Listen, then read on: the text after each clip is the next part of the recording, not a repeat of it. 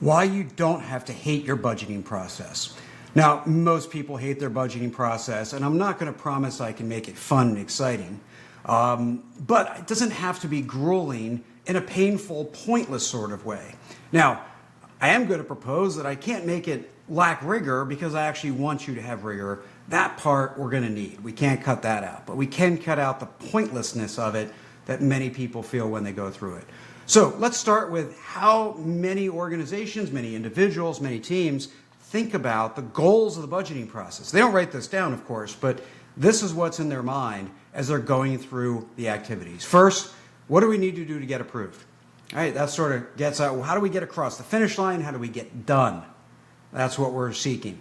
And of course, getting done, we're never going to get a lot out of it if that's our goal. Second, minimize the grief we take along the way. We'll get pushback, we'll get challenge, we'll get a lot of questions. How do we minimize all of that? How do we make it as easy as possible and reduce the burden that we go through the budgeting process? But again, not really the right goal. And then last, we don't want to set ourselves up for failure. So that's where sandbagging comes into play. How do we set goals in a budgeting process that we think we can meet? And therefore, we're minimizing future grief, essentially. And that's not really the goal either. But these are on people's minds when they're going through the process, and it doesn't lead to great results or a great process in its own right. So first, how do we change that? We need to change our mindset. So the very first thing is accept right out of the gate that you're going to be wrong. We're going to get the budget wrong. We don't know by how much we'll be wrong, where we'll be wrong, whether it'll be to the plus or the minus. Just accept that we really can't predict with precision everything that's going to happen, unless we make that the most important goal of the company, more important than customers, employees, strategy, and everything else. So once we accept that we're going to be wrong, we can kind of let go of trying to be right. Instead, we can treat it more like a learning process is meant to be. Second, we don't want to just get it over with. I propose starting earlier, possibly having more rounds of reviews, but with the right behaviors in it, and I'll talk about that in a bit. But don't just get it over with. The goal should not be to get it done, but to set up, goal number 3, set up learning. All right? Most learning occurs not just looking back, but looking back only when we've set up the learning from the get-go. And so I'm going to show you what that looks like from a budgeting standpoint. Budgeting, with the idea that we're going to be wrong, sets up the opportunity to learn. Right? If it's not about being right or wrong, then it's an opportunity to learn about what works, what doesn't, what's real, what's not. So how do we do that? Well, many of you have heard of Plan, Do, Check, Act or Plan, Do, Study, Act. So this is sort of the model we'll use and refer to as we think about this. Planning is the budgeting cycle. Then we get into reality. We operate the business. Study is where we look back on what's happened against that plan with curiosity to learn. And that's why I prefer the phrase Plan, Do, Study, Act over Plan, Do, Check, Act, because study really implies it's a learning activity. And we'll come back to that. And then what are you going to do with what you learned? That's the act. So fundamentally, if we treat it like a learning process, Plan, Do, Study, Act is what we can go through with every budgeting cycle.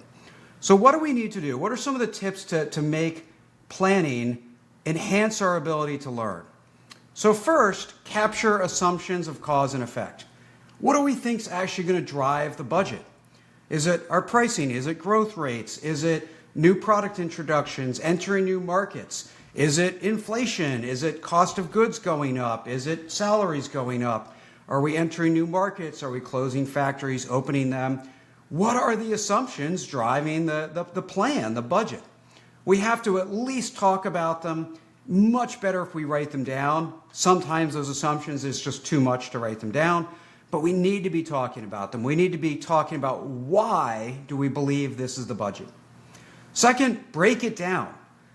Break things down into formulas. So don't just write down a revenue number. Talk about how much of this product am I going to sell at what price, in what markets, or to what customers. All right, once I do that, I can see, well, where were my assumptions wrong? If it's just one big number that says, here's how much I'm going to make, there's so many variables in how much I'm going to make, it's really hard to say, well, where was I wrong in those assumptions?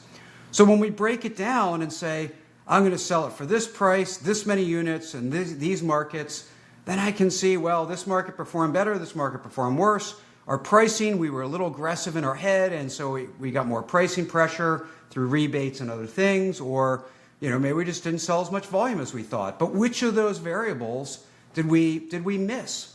What do we think about our quality rates and things like that? Well, those are assumptions, and where were we right, where were we wrong? If you don't break it down into essentially formulas, it's very hard to get the right levers to be curious about those assumptions of cause and effect. Third, be granular. Get as precise as you can. Right?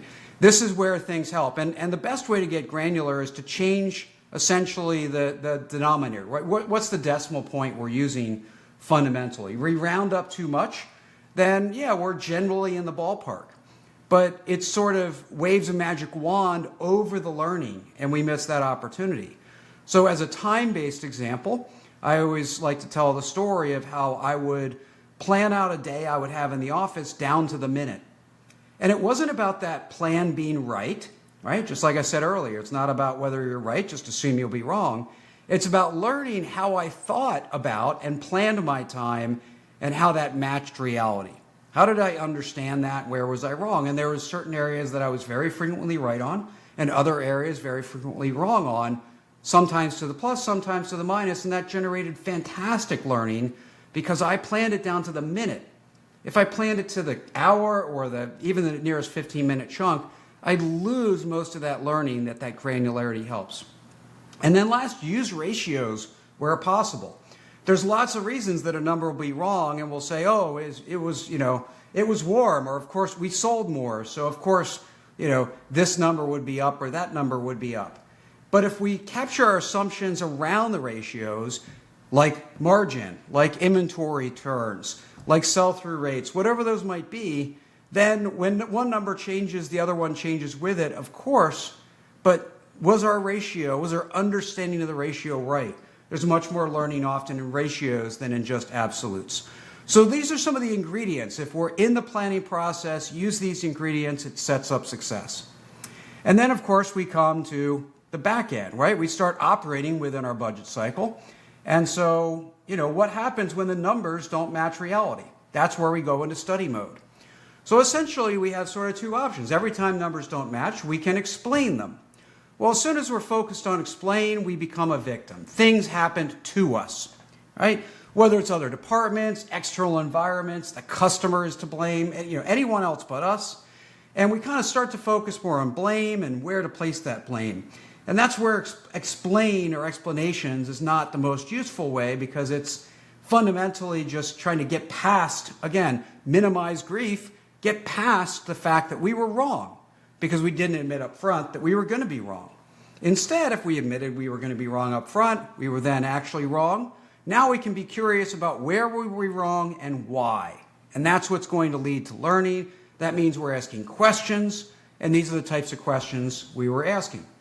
Were we wrong about our assumptions or about the execution against those assumptions, right? So sometimes, right, we plan to do X. There's a lot of things, even today.